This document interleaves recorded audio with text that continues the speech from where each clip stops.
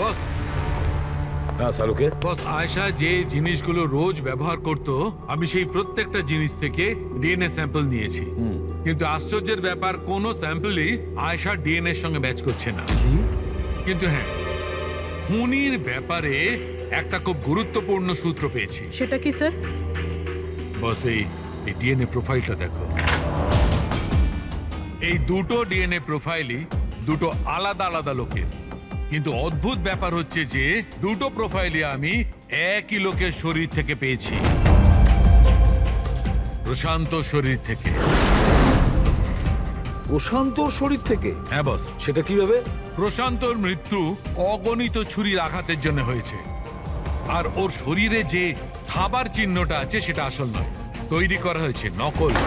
আর সবচেয়ে আশ্চর্যের ব্যাপার হচ্ছে যে প্রশান্তের লাশের থেকে আমি ওর রক্ত ছাড়া আরো কারো রক্ত পেয়েছি। এখন এই রক্তটা কোনো পুরুষের না নারীর সেটা আমি বলতে পারবো না, কারণ ওই রক্তটা প্রশান্ত রক্তের সঙ্গে মিশে গেছে। কিন্তু একটা কথা ঠিক বস, এই রক্তটা তখনই বেরিয়েছে যখন প্রশান্ত রক্ত বেরিয়েছে। অভিজিৎ, দয়া, নিশ্চয়ই এটা খুনিরই রক্ত। খুনি প্রশান্তর ওপর হামলা করে আর তখন নিজেকে বাঁচানোর জন্য প্রশান্ত ওর সঙ্গে মারামারি করে, আর খুনির রক্ত প্রশান্ত শরীরে লেগে যায়। তবে খুনিরও গুরুতর আঘাত লেগেছেন, সামান্য আঘাতে এত রক্ত বেরোবে না তার। তার মানে খুনির শরীরে এখনো আঘাতের চিহ্ন থাকা উচিত। আরো একটা কথা বস, কি? টেন্টের পাশে যে পাথরের উপর রক্তের ছাপ ছিল সেই রক্তটা প্রশান্তরই। তার মানে এই পুরো ব্যাপারটাই ওই তাঁবুর আশেপাশে ঘটেছে। কোথায় যাব? জঙ্গলে? আমি এসে গেছি, আমি বাড়ি যাব।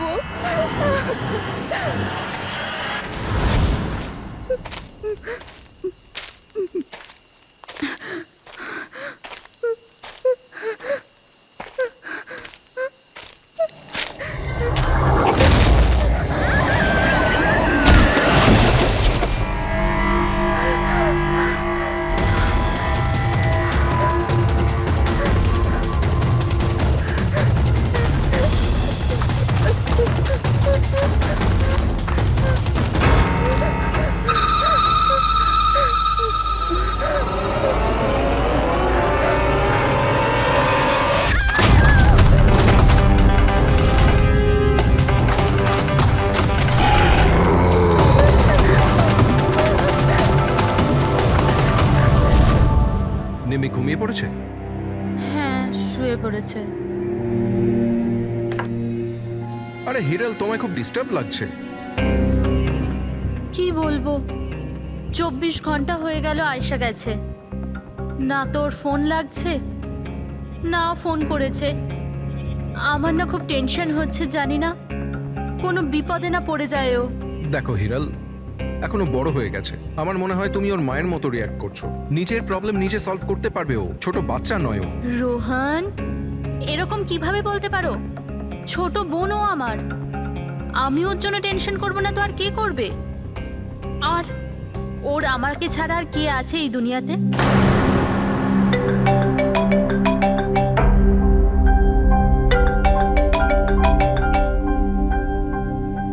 হ্যালো হ্যালো, আপনি কি হিরাল বলছেন? হ্যাঁ, আমি হিরল বলছি। আপনি কে? আমি মানিক। আমি আয়েশার সাথে কাজ করি। এখানে একটা বড় প্রবলেম হয়ে গেছে। প্রবলেম? আয়েশার সাথে কি হয়েছে? দেখুন, ও জঙ্গলে কোথাও হারিয়ে গেছে। ওকে খুঁজেও পাচ্ছি না আর ফোনেও পাচ্ছি না। আর আমাদের ভয় হচ্ছে যে ওর কিছু হয়ে যায়নি তো।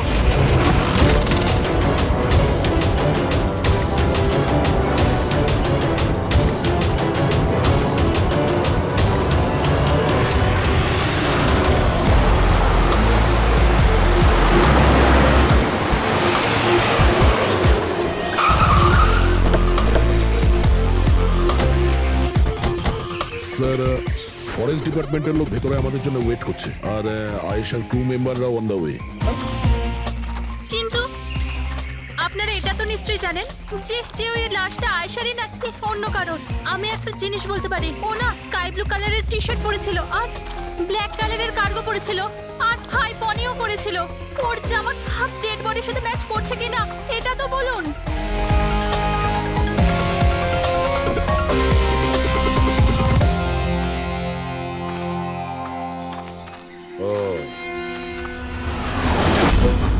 আপনি সেই অফিসার? Yes sir.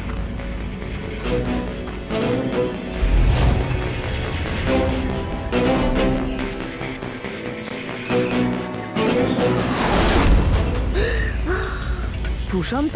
আরে এই তো প্রশান্ত। এক মিনিট, আপনারা কে আর ওকে কি করে চিনলেন? স্যার আমি মানিক, আর আমরা সবাই আয়েশার সাথে কাজ করি। আরে প্রশান্ত আমাদের গাইড।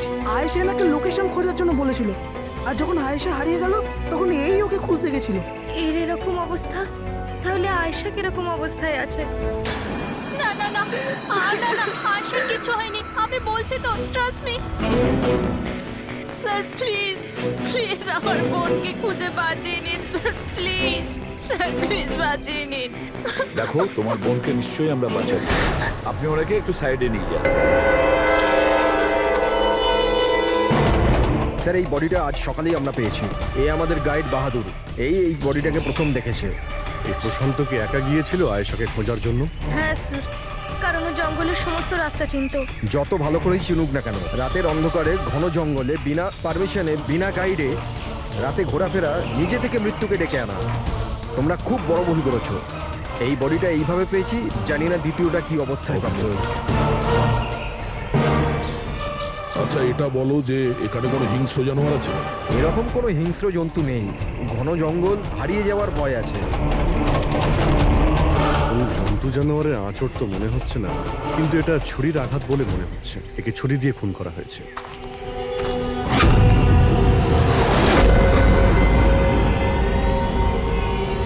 স্যার, হ্যাঁ পূরবী, স্যার এই ক্যামেরাটা পেয়েছি এখানে। এটা তো আয়েশার ক্যামেরা। হ্যাঁ স্যার, এটা আয়েশা 3 দিন আগে কিনেছিল। এটা চালিয়ে একবার দেখো তো। স্যার এটা অনই হচ্ছে না। কেন? এটার ব্যাটারি ডাউন স্যার, আর আমাদের কাছে ডিভাইসও নেই এটা চিপ ইনসার্ট করার জন্য। ও মাই গড। আপনারা এইসব শেষ করুন, এগুলো পরে করবেন, আগে আমার বোনকে খুঁজুন। আপনারা বুঝছেন না কেন, হারিয়ে গেছে। আমরা খুঁজবো। অনেক বড় জঙ্গল ম্যাডাম, কমসে কম 2 দিন লাগবে পুরো জঙ্গল খুঁজতে। হ্যাঁ স্যার, সূর্যাস্ত হওয়ার পর আমরা কিচ্ছু করতে পারবো না। আপনারা সার্চিং শুরু করে দিন, বাহাদুর আপনাদের নিয়ে যাবে।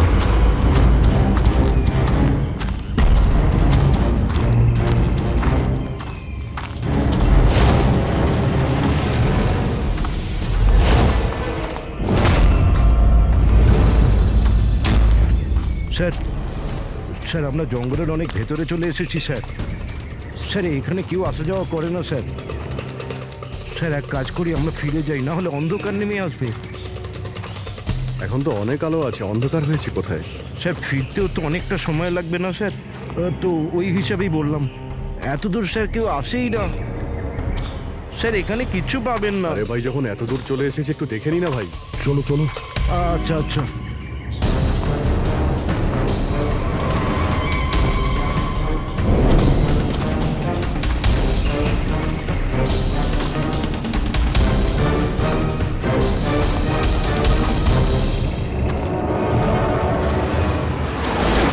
তোমরা এই জঙ্গলে ফিল্মের শুটিং করতে এসেছিলে, আর শুধুমাত্র আয়েশাই নিখোঁজ হলো, আর তোমরা ওকে খোঁজার চেষ্টাই করনি। স্যার আমরা খুব ভয় পেয়ে গিয়েছিলাম, আর এখানে ওয়েব সিরিজ শুট করার আইডিয়া আয়েশারই ছিল।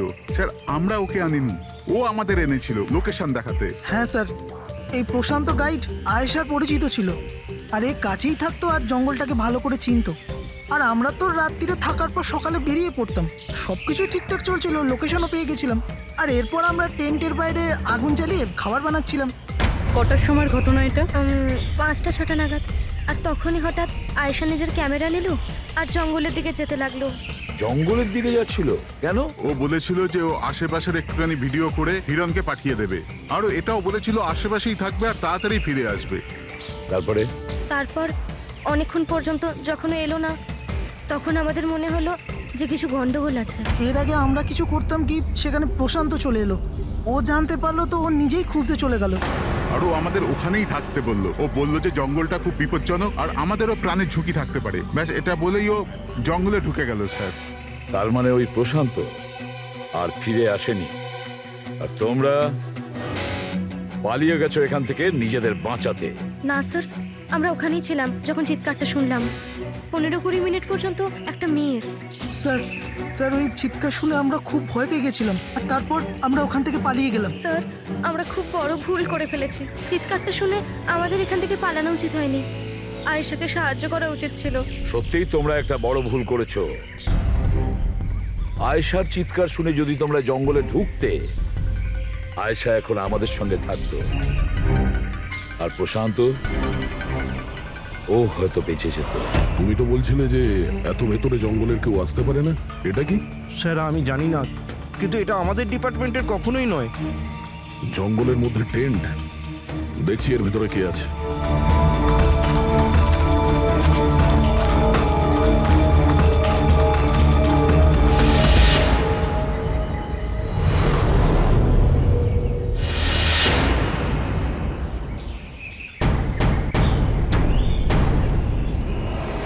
এই কাপড় তো দেখে মনে হচ্ছে কাটা হয়েছে। টেন্ট পিছন দিক দিয়ে কেটেছে, তার মানে সামনে কোনো বিপদ ছিল।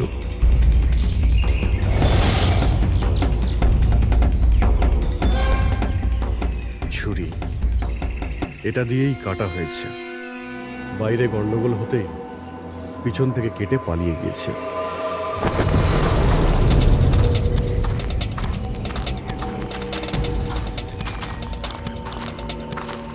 রাতে থাকার পুরোপুরি বন্দোবস্ত ছিল এখানে, বনফায়ার। এই আলু এখানে দেওয়া হয়েছিল। স্যার এত ভেতরে এত রাত্রে থাকার মতন কেউ পাগলই হবে স্যার। না হলে এত ভয়ঙ্কর জঙ্গলে রাতে থাকার কথা ভাববে কে? কোনো নেচার লাভার না কোনো খুনি?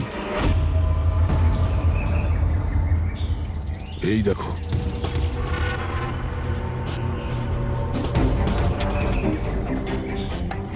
রক্ত। মনে হচ্ছে এখানে এই পাথরের ওপর কেউ বসেছিল। হতে পারে আগুন পোয়াচ্ছিল, আর কেউ ওর ওপর হামলা করেছে। এটা দেখে টেন্টের মধ্যে যে ছিল সে পালিয়ে গেছে। চলো আগে গিয়ে দেখি। স্যার স্যার সূর্য অস্ত যাচ্ছে স্যার, ফিরতেও 2 ঘন্টা কমসে কম লাগবে। ফিরে যাই স্যার। ঠিক আছে, কালকে আবার আসবো। স্যার আমরা আয়েশার টিমকে এই ছবিগুলো দেখিয়েছিলাম। ওরা বলল যে এই টেন্ট ওদের ক্যাম্পের নয়। সো হ্যাঁ পুরবি, আয়শার ক্যামেরার চিপ। হিরলদি, তুমি এটা মিস করলে। আমি তোমায় বলেছিলাম না আমার সাথে এসো। জানো এখানে এত বেশি গ্রিনারি আছে। লুক অ্যাট দিস, এতগুলো গাছ। It's so beautiful. দিদি আমি হাঁপিয়ে গেছি। মনে হচ্ছে আমি জঙ্গলের অনেক ভেতরে এসে গেছি। জঙ্গল তো পুরো একই রকমের না? আমি রাস্তা খুঁজে নেব, খুব একটা মুশকিল নয়।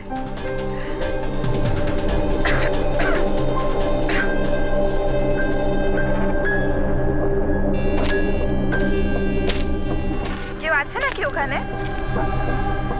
কে ওখানে?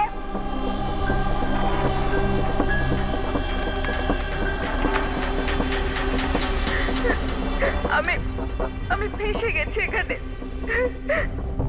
আমি কিছু বুঝতে পারছি না। এখান থেকে আমি কি করে বাইরে যাব? আই এম সরি দিদি, আমার এখানে আসা উচিত হয়নি। আমার মনে হচ্ছে না যে আমি এখান থেকে বেঁচে ফিরতে পারবো। আমায় ক্ষমা করে দিও।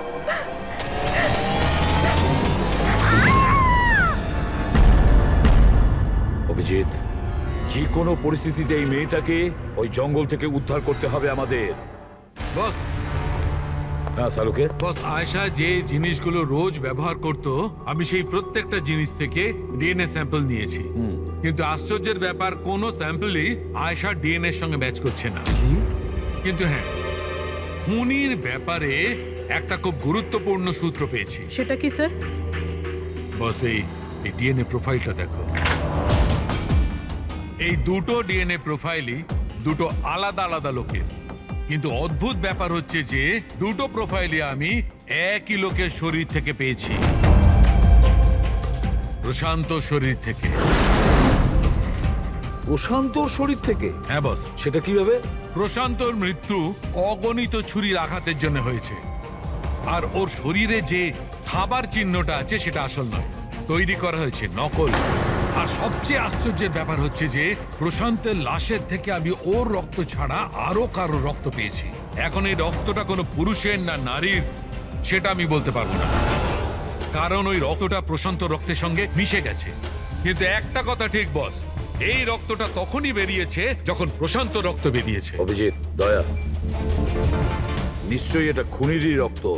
খুনি প্রশান্তর ওপর হামলা করে আর তখন নিজেকে বাঁচানোর জন্য প্রশান্ত ওর সঙ্গে মারামারি করে আর খুনির রক্ত প্রশান্ত শরীরে লেগে যায়। তবে খুনিরও গুরুতর আঘাত লেগেছেন, সামান্য আঘাতে এত রক্ত বেরোবে না তার।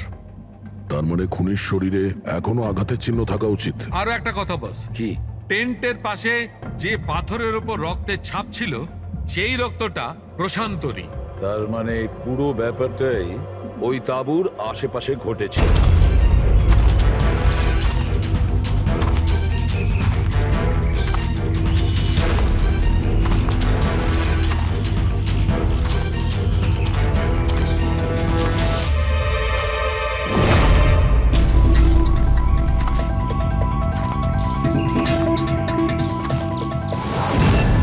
স্যার, হ্যাঁ পুরবী, স্যার এই জুতোটা পেয়েছি। তাহলে কি এই জুতোটা আয়েশার না? তো এগিয়ে গিয়ে দেখি।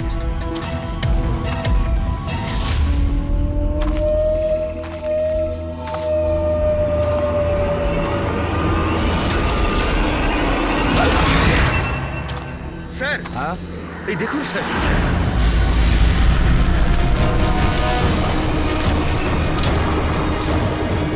ছুরি দিয়ে আঘাত করেছে স্যারের পিঠে 5 বার। ওকে একটু উল্টে দাও। এ তো আয়েশা, ফেসটা তো পরিষ্কার দেখছি অভিজিৎ, না কোনো আঘাতের চিহ্ন, না কোনো কাটা দাগ।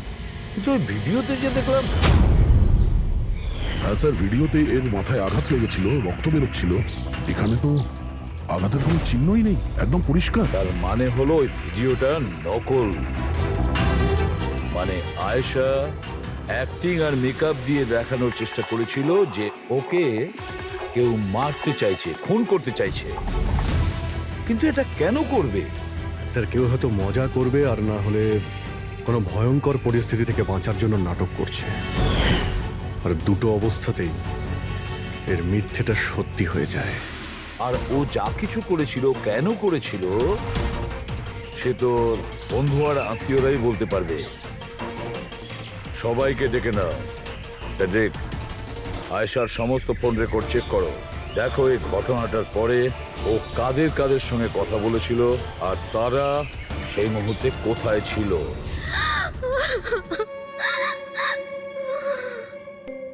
এরা আমাকে কেন ওকে দেখতে দিচ্ছে না? কি বাজে ভাবে মেরেছে আমার বোনকে। আর এরা বলছে যে ও নিজের মৃত্যুর নাটক করেছে, নিজের মার্ডারের নাটক। আর ওই নাটক সত্যি হয়ে গেছে। ভুল বলছে ওরা, মিথ্যে। আমাদের আয়েশা এরকম করতেই পারে না। আপনারা ভুল অভিযোগ করছেন।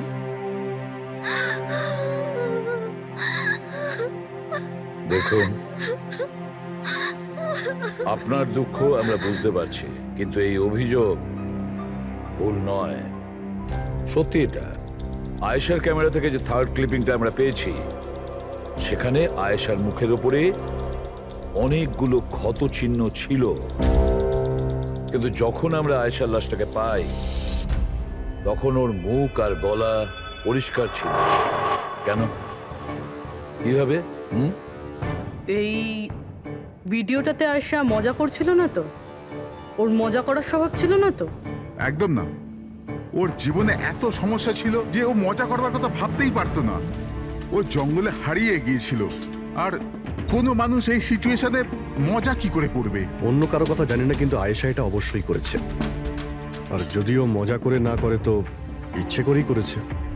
কি কেউ এটা কেন প্রমাণ করার চেষ্টা করবে যে তার সঙ্গে কিছু অন্যায় হয়েছে? আয়েশা এরকম কেন চাইবে? হ্যাঁ, ওর ওপর সত্যিকারের অ্যাটাক হয়েছিল, ও মারাও গেছে, ওটা আলাদা কথা। কিন্তু ও এই নাটকটা কেন করেছিল? কি সত্যি কি ও কোনো প্রবলেমে ছিল যার কারণে ওকে এই ড্রামাটা করতে হয়েছিল? হ্যাঁ, ও সমস্যায় ছিল, এমন সমস্যা যার থেকে ওকে মৃত্যুই বাঁচাতে পারতো। মানে তুমি কি বলতে চাইছো? স্যার, হ্যাঁ ফেডরিক, এটা আয়েশার কল রেকর্ডস।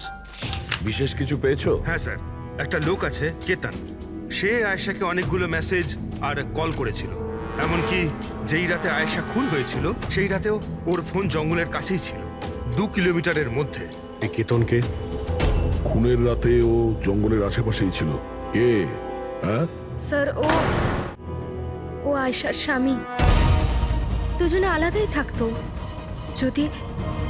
যদি আয়েশা ওর মৃত্যুর নাটক করে থাকে তাহলে তার পেছনে কেতনের হাত থাকতে পারে। কেতন আয়েশার হাজবেন্ড, আর আপনাদের মধ্যে কেউ এই কথাটা আমাদের বলার প্রয়োজন মনে করলেন না? হ্যাঁ, কিন্তু কেতনের জন্য নিজের মৃত্যুর নাটক কেন করতে যাবে? আমার মনে হয়েছিল যে আমরা কেতনের থেকে মুক্তি পেয়ে গেছি, কিন্তু আমি কি করে জানবো ওই আমার বোনের প্রাণ নিয়ে নেবে? হিরেন, প্লিজ কেতনই আমার বোনকে মেরেছে। আমি বলছি তুমি নিজেকে কেতনই সামলাও প্লিজ। মেরেছে। কেঁদো না প্লিজ, কাম ডাউন। আপনারা প্লিজ নিজেদের মধ্যে কথাবার্তাটা থামান আর আমাদের বলুন কি ব্যাপার। আমি আপনাদেরকে বলছি, আসলে আজ থেকে 2 বছর আগে কেতন আর আয়েশার একটা ট্রিপে আলাপ হয়েছিল। আয়েশা কেতনকে বিয়ে করেছিল। তাড়াহুড়োতে সিদ্ধান্ত নেওয়ার শখ ছিল ওর, কিন্তু জানতো না ও এই সিদ্ধান্তটা কতটা ভুল নিয়েছিল। কেতন ওর যোগ্য ছিল না, একটা পাগল লোক ছিল, পজেসিভ ছিল, ওর জীবনটা অতিষ্ঠ করে রেখেছিল। এই জন্য 6 মাস আগে ওকে ও ছেড়ে দেয়। এছাড়া আর কি করতো? আমরা সবাই দেখেছিলাম ওকে কিরকম টর্চার করা হতো। মানিক, আজকে সব অডিশনে ক্যামেরাতে আছে, স্ক্রিনে প্লে কর, স্যারকে দেখাতে হবে। আর আয়েশা এক্ষুনি এসে যাবে। ঠিক আছে। আয়েশা, আয়েশা, কি হয়েছে? Are you okay? আয়েশা তুই ঠিক আছিস? কি করে হলো এসব? কে করলো এসব? আরে তোমরাও না কত প্রশ্ন করো, কিচ্ছু হয়নি আমার। আসলে কি হয়েছে, ওই তাড়াতাড়িতে সিঁড়ি দিয়ে নামছিলাম আর পা পিছলে গেছে। চুপ কর আয়েশা, কত কভার আপ করবি? আমি তো এটা বুঝতে পারছি না, তুই ছেড়ে দিচ্ছিস না কেন ওই মানুষটাকে? আমি ছেড়ে দিলেও ও আমায় ছাড়বে না। আরে আইন বলে কিছু আছে নাকি? পুলিশের হাতে তুলে দিও ওকে। কেউ ওর কিচ্ছু করতে পারবে না। ওকে যদি পুলিশে ধরেও নিয়ে যায়, ও সেখান থেকেও চলে আসবে আর আমাকে খুঁজে বার করবে, তারপর আমায় ছাড়বে না। কখন থেকে ফোন করছি তোকে আমি? হ্যাঁ, ধরছিলিস না কেন? এখানে বসে টাইম পাস করছিস? হ্যাঁ না কেতন, তোর এত সাহস কি করে হলো? কেতন, আমি ডাক্তারের কাছে গেছিলাম, তাই ফোন সাইলেন্ট ছিল, অন করতে ভুলে গেছি। ওকে, ডক্টর, হ্যাঁ আজকাল খুব বেশি যাচ্ছিস না ওর কাছে? কেতন, কি বলছো? এরকম কিচ্ছু নয়। আর তুমি বললে আমি ডাক্তারের কাছে আর কোনোদিন যাব না। আমাকে প্লিজ ছেড়ে দাও, আমাকে ক্ষমা করে দাও। তোকে তোর যোগ্যতা দেখাই, চ। কি করছে এসব? ছাড়ো ওকে। এই, নিজের কাজে মন দে, বুঝেছিস? এনাফ। এনাফ। মানুষ না, এই কেতন তো জানোয়ার। তোমরা কেতনের ব্যাপারে আমাকে আগে বলনি কেন? আপনারা যা বললেন সেটা শুনে তো মনে হচ্ছে কেতনই আমাদের প্রাইম সাসপেক্ট। মনে হচ্ছে কেতনের কারণেই সেটা করেছে। আর কেতন আয়েশার অভিনয়টাকে বাস্তবে পরিণত করেছে। যদি তোমরা কেতনের ব্যাপারে আমাকে একটু আগে জানাতে পারতে। গত 6 মাস ধরে আয়েশা আমাদের সাথেই ছিল, আর এর মধ্যে একবারও তো কেতনের সাথে দেখাও করেনি। আর শহর থেকে এত দূরে জঙ্গলে আসতে পারে সেটা তো আমরা ভাবিইনি। এই ধরনের পাগল আর সন্দেহবাতিক লোক যে কোনো কিছুই করতে পারে। হ্যাঁ, কেতনের অ্যাড্রেস আর টেলিফোন নাম্বারটা আমাদের দেবেন।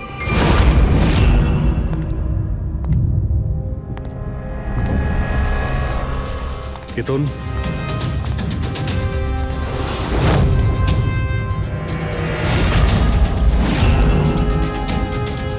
স্যার, এই ফটোগুলো দেখে তো মনেই হচ্ছে না যে দুজনের মধ্যে কোনো ঝামেলা ছিল। আপনারা? কেতন আয়েশার স্বামী। Police, CID. আপনারা কি করতে এসেছেন এবার? আমার আয়েশা চলে গেছে, আমার জীবন বরবাদ হয়ে গেছে। আপনারা কি চান আমার থেকে? ইনফরমেশন তোমার আর আয়েশার ব্যাপারে শুনেছি তুমি নাকি খুব বিরক্ত করতে ওকে। স্যার আমি ওকে অনেক ভালোবাসতাম, নিজের থেকেও বেশি। সেই কারণে ওকে টর্চার করতে, মারতেও? হ্যাঁ, আমি কেন টর্চার করবো ওকে? তোমার কাছ থেকে বাঁচার জন্য কোর্টের কাছে সাহায্য চেয়েছিল, তাও তুমি ওকে বিরক্ত করা বন্ধ করোনি। স্যার মিথ্যে কথা এসব, এরকম কিছুই ছিল না। মিস্টার কেতন, রেকর্ড আছে আমাদের কাছে। তুমি বারবার ওকে ফোন করে আর মেসেজ করে হুমকি দিয়েছিলে। আর এটাও কাউকে বলেও নি, আমরা জেনে গেছি। আর তাছাড়াও গত 6 মাস ধরে তুমি হেরাল আর রোহানের ঘরের আশেপাশে ঘোরাফেরা করছিলে, আর যে রাতে আয়েশা খুন হয়েছে ওই রাতে তুমি ওই জঙ্গলেই ছিলে। এগুলো তোমার ফোনের লোকেশন থেকে পাওয়া গেছে। নিজের অপরাধ থেকে লুকানোর চেষ্টা করো না, কোনো লাভ হবে না। আর এই ডবল মার্ডারে খুনিরও প্রচুর আঘাত লেগেছে। এই কি করে লাগলো তোমার? স্যার এই আঘাতটা ওই দিন ঝোপেতেই লেগেছিল, কিন্তু এরকম কিছুই নয় যেটা আপনারা ভাবছেন। স্যার আমি আয়েশাকে মারিনি।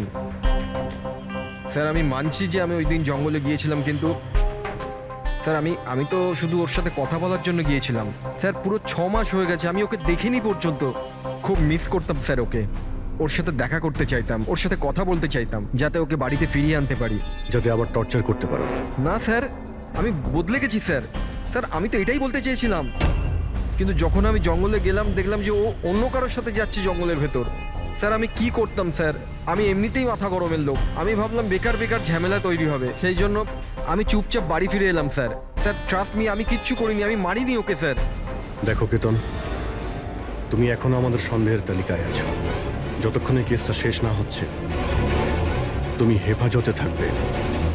স্যার এই কেতনের কাছে কিন্তু আয়েশাকে মারার মোটিভ ছিল, ও তো বেঁচে গেছে। এবার বাকি রয়েছে এরা সবাই। হিরাল, সায়রা, অজিত, মানিক আর রুহান, এরা কি সবাই আয়েশার আপনজন ছিল? এদের কি মোটিভ হতে পারে? কারণ এদের মধ্যে তো কোনো প্রবলেম নজরে পড়ছে না। কেউ তো হবে স্যার যার আয়েশার মৃত্যু হলে লাভ হবে। কেউ কি পাবে ও মারা গেলে? সম্পত্তি, টাকা। টাকা? ইন্স্যুরেন্সের টাকা? হ্যাঁ, ইন্স্যুরেন্স। রবি, ফেডরিক, একটা কাজ করো, এই শহরে যতগুলো ইন্স্যুরেন্স কোম্পানি আছে সেখানে গিয়ে খোঁজ নাও আয়েশার নামে ওদের কাছে কোনো লাইফ ইন্স্যুরেন্স পলিসি আছে কিনা। কিন্তু একটা কথা, আয়েশার বন্ধু বা তাদের ফ্যামিলির কাউকে বলবে না কিছু। যদি ওদের মধ্যেই কেউ খুনি হয় সে সতর্ক হয়ে যাবে।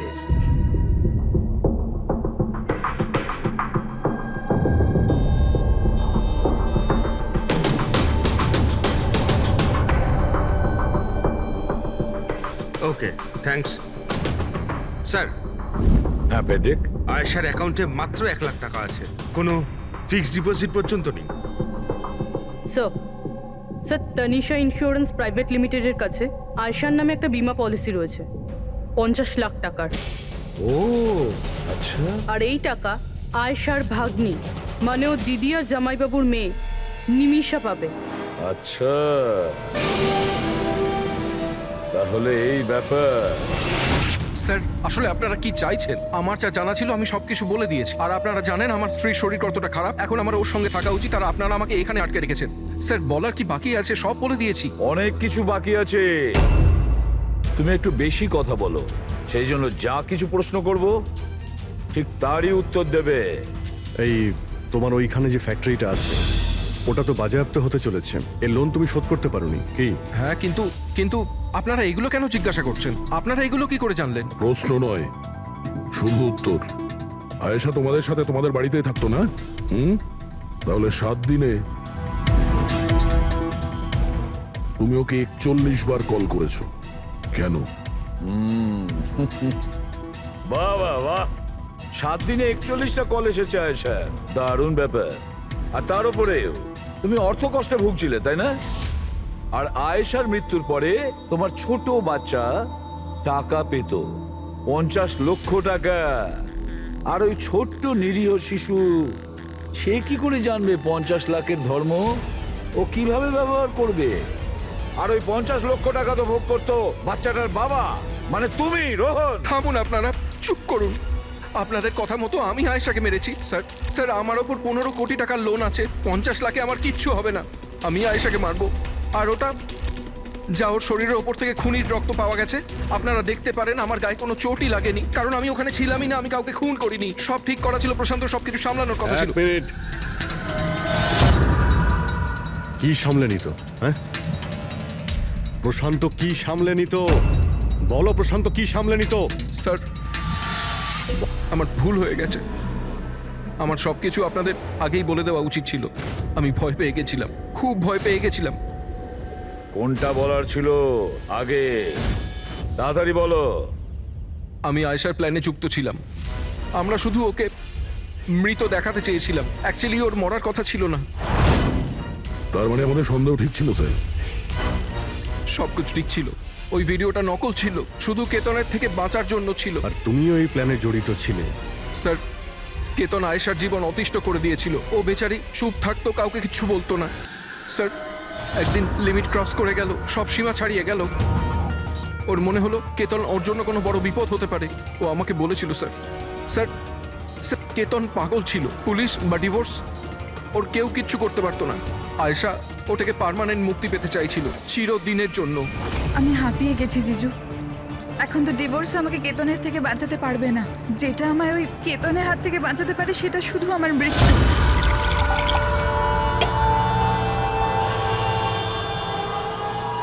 আয়েশা, এটাই যদি একমাত্র রাস্তা হয় তাহলে এটাই ঠিক।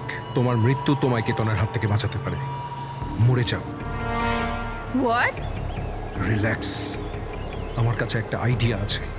আমাদেরকে এমন কিছু করতে হবে যাতে মনে হয় আয়েশা মরে গেছে। তোমার সাথে কোনো দুর্ঘটনা হলো বা কেউ তোমাকে মেরে দিল, আর বডিকে এতটা খারাপ করে দেওয়া হলো যে কেউ চিনতে না পারে আয়েশা। তারপর তুমি এখান থেকে অনেক দূর চলে যাবে, আর তোমার ওই ইন্স্যুরেন্সের টাকা যেটা মিমির নামে আছে আমি তোমাকে পৌঁছে দেবো। 50 লাখ টাকা দিয়ে একটা নতুন জায়গা, নতুন লাইফ, নতুন করে শুরু করবে। কিন্তু জিজু, আমি বেঁচে থাকাকালীন আমার লাশ কোথা থেকে আসবে? ওর জন্য টেনশন নিও না, আমি সব কিছু করে নেব। আমার এক বন্ধু আছে প্রশান্ত, ও আমার জন্য অনেক কাজ করে দিয়েছে।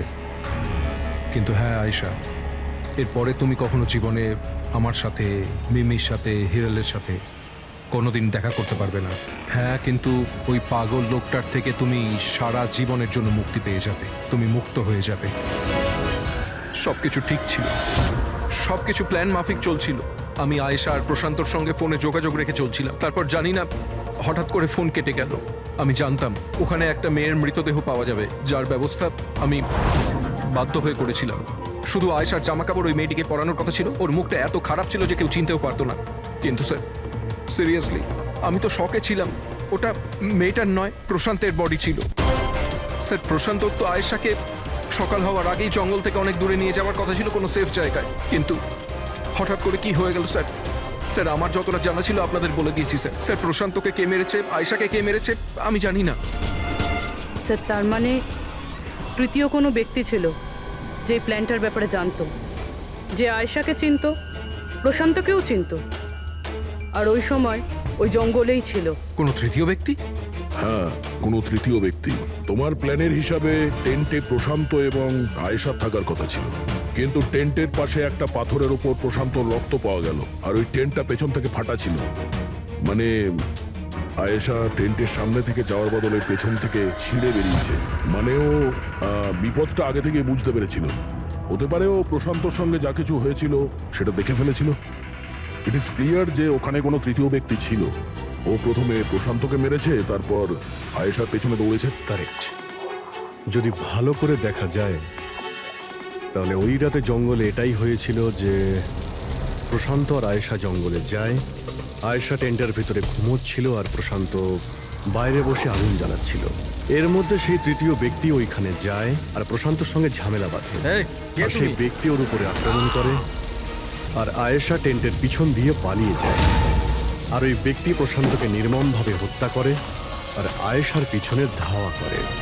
তাহলে তৃতীয় ব্যক্তিটা কে, যে আমাদের প্ল্যানের ব্যাপারে জানতো আর জঙ্গলকেও ভালো করে জানতো, তাই এত রাতে টেন্টে পৌঁছেছিল? হ্যাঁ, এই সমস্ত চিন্তা আপনি করবেন না রোহন বাবু।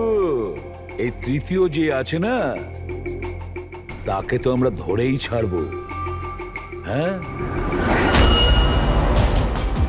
ও হোক বা না হোক, এই ধাঁধার সমাধান এখানে আছে, এর মধ্যে, কিন্তু আমরা দেখতে পাচ্ছি না। খুনি হবে তো স্যার এদের মধ্যেই কেউ, কিন্তু আমরা দেখতে পাচ্ছি না। রবি, ওই ক্লিপিংটা চালাও যেটা আমরা আয়েশার ক্যামেরা থেকে পেয়েছিলাম, ফার্স্ট ক্লিপ।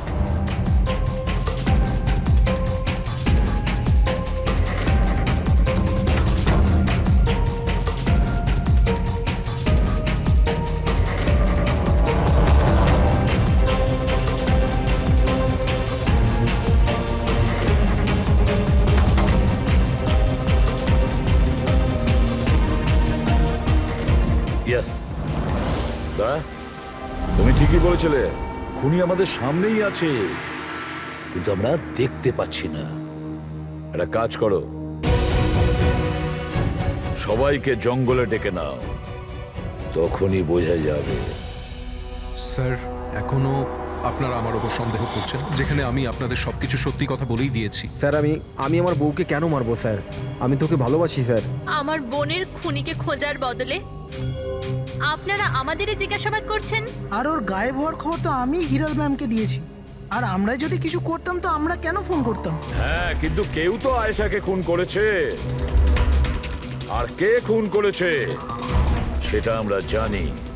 আয়েশাকে খুন তোমাদের মধ্যেই কেউ করেছে, তোমাদের মধ্যেই কেউ। আমাদের মধ্যে কে হতে পারে স্যার? এখনই জানতে পারা যাবে। রোহন, তুমি একটা কথা বলো, আয়েশা রেকির জন্য তোমার বাড়ি থেকে দুর্ঘটনার একদিন আগেই গিয়েছিল না? হ্যাঁ স্যার, একদিন আগে গিয়েছিল। আর এটা সেদিনেরই ছবি, তাই না? যেদিন ওর রেকিতে যাওয়ার কথা ছিল। আয়েশার অ্যাকাউন্ট ওই পোস্ট করেছে, তো ওরই হবে। আর আপনারা আমার বোনের খুনিকে খোঁজার বদলে এরকম ফালতু জিজ্ঞাসাবাদ করছেন, আমাদের উপরই ব্লেম করছেন। এতে কি প্রমাণ পাবেন আপনারা? এটাই যে তোমরা আয়েশাকে জীবন্ত দেখেছিলে শেষবার ওই দিনই, তারপরও নিখোঁজ হয়ে গেছিল, তোমরা আমাদের বলেছিলে। আচ্ছা, ও কি কি পরেছিল অপর্ণা, তুমি বলেছিলে, তোমার মনে আছে? হ্যাঁ, ও না স্কাই ব্লু কালারের টি শার্ট পরেছিল আর ব্ল্যাক কার্গো প্যান্ট ছিল। হাই পনিও পরেছিল। আপনার তো নিশ্চয়ই মনেই আছে। হিরাল, তুমি কি করে জানলে আয়েশা মরার সময় কি কাপড় পরেছিল? বলো, আরে বলো না। কারণ সেই দিন এ জঙ্গলেই ছিল। এই প্রশান্তকে মেরেছে, আর তারপর আয়েশার পিছনে দৌড়োয়, ওর পিছু নেয় আর ওকে মেরে ফেলে। আর প্রশান্তকে মারার সময় তোমার গভীর আঘাতও লাগে। দেখাও। পথ সারুন আমার, দূরে থাকুন। হ্যাঁ, আমার থেকে। একে তো আপনারা আমার বোনের খুনিকে খুঁজে পাচ্ছেন না, তার উপরে আমার ওপরে অভিযোগ দিচ্ছেন। হ্যাঁ, ব্যাস, অনেক অভিনয় করেছো, এবার ঠিক করে বলো, কেন মেরেছো তুমি আয়েশাকে? হ্যাঁ, আমি মেরেছি আয়েশাকে। আমি মেরেছি আয়েশাকে।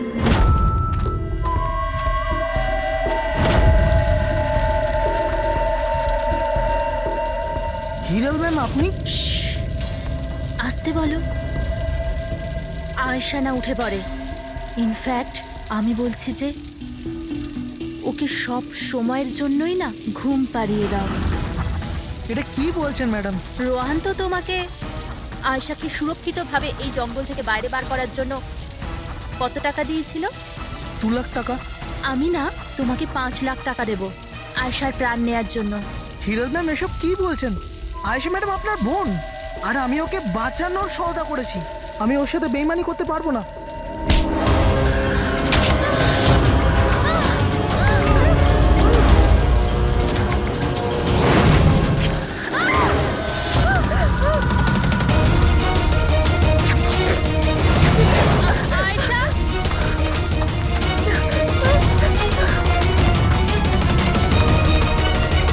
আয়েশা,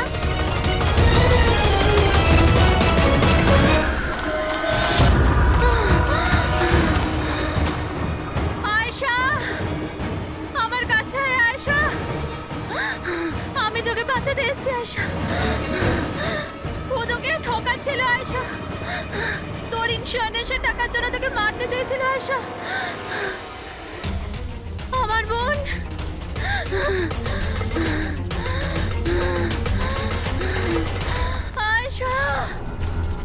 সরি দিদি, আমি কিচ্ছু জানতাম না এই ব্যাপারে।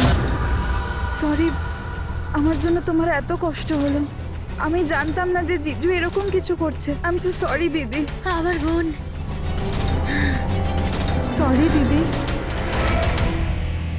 তুই সরি বলিস না, হ্যাঁ? এটা তো আমার বলা উচিত। কেন দিদি? I am sorry.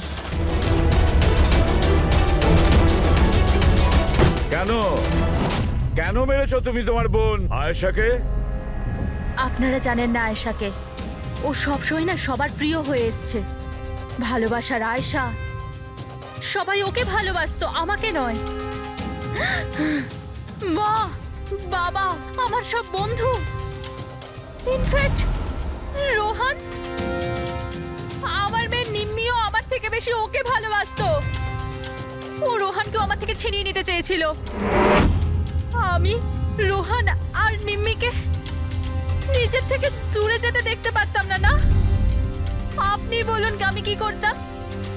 আমি ভাবলাম সবসময় ও আমাকে হিংসা করে না, জিতেওছে সবসময়। না থাকবে আয়েশা, আর না থাকবে ওর জিত। এর জন্য মেরে ফেলেছি আমি ওকে। হিরাল, তুমি এটা কি করে করতে পারো? আরে আয়েশা তোমার ছোট বোন ছিল, আমাকে বড় দাদার মতো দেখতো। আমি ওর সাথে এগুলো কখনো স্বপ্নতেও ভাবতে পারি না। আমার লজ্জা লাগে তোমাকে আমার স্ত্রী বলতে। রোহান, তোমার ভুল নেই এতে। সব ভুল ওই আয়েশার। ওই সব করছিল। ও না তোমাকে আমার থেকে ছিনিয়ে নিতে চেয়েছিল, কিন্তু এখন তো এটা হবেই না।